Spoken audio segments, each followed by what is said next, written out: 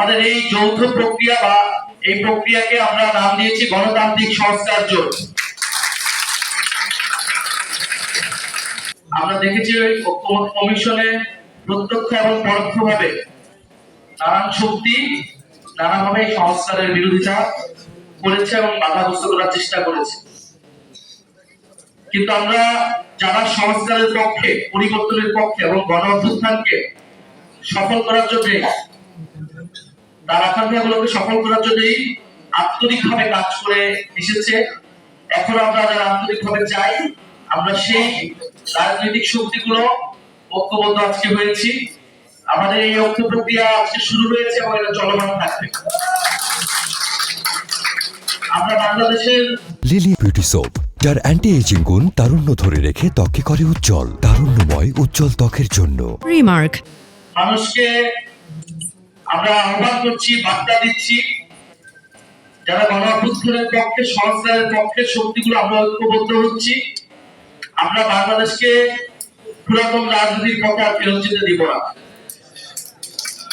আমাদের একটা কমিটমেন্ট ছিল 5ই আগস্টের পরের বাংলাদেশ এবং আগের বাংলাদেশ এক হবে না। আমরা নানা আলামত দেখছি যে বাংলাদেশ হয়তো আগের মতোই হয়ে যাবে। আমরা সেই ধরনের হতাশা এবং ভীতি মানুষের ভিতরে দেখতে পাচ্ছি। আমরা সেই সাহসটা জানাতে আজকে এসেছি।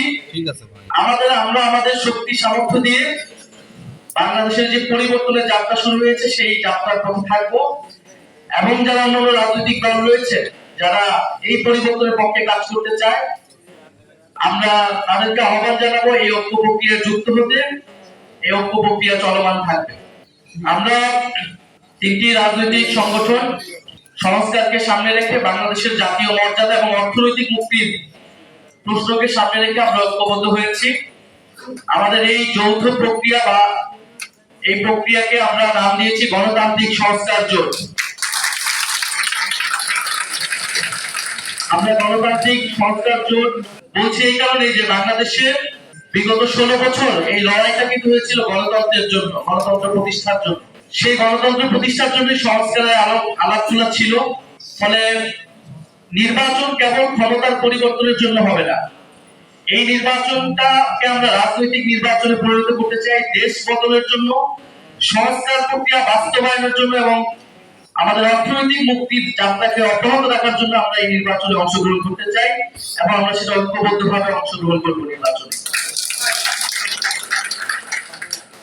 আমরা দেখছি দেশ আজকে বিভাজিত হচ্ছে, নানান প্রক্রিয়ায় দেশকে বিভাজিত করা হচ্ছে এবং আমরা দেখতে পাচ্ছি যে নানাভাবে সেই প্রশ্নগুলোকে ঢাকা দিয়ে অগুরুত্বপূর্ণ অনেকগুলো বিষয়কে গুরুত্বপূর্ণ করে তোলার চেষ্টা করা হচ্ছে এবং বিভিন্ন দলকে সিটের লোভ দেখিয়ে নানা জোটে নিয়ে যাওয়ার চেষ্টা করা হচ্ছে। আমরা এই সকল যে অফার বিভিন্ন দল থেকে আসছে, আমরা সেগুলোকে সাদরে প্রত্যাখ্যান করি এবং আমরা মনে করি যারা সংস্কারের পক্ষে, বাংলাদেশকে একটি সার্বভৌম এবং মর্যাদাবান রাষ্ট্র করার পক্ষে লড়াই আমরা এতদিন করেছি, আমরা ঐক্যবদ্ধ থাকবো। ফলে এই জোটটা কেবল নির্বাচনী জোট না, এই জোটটা মূলত রাজনৈতিক জোট। লিলি বিউটি সোপ, যার অ্যান্টি এজিং গুণ তারুণ্য ধরে রেখে ত্বকে করে উজ্জ্বল, তারুণ্যময় উজ্জ্বল ত্বকের জন্য। রিমার্ক।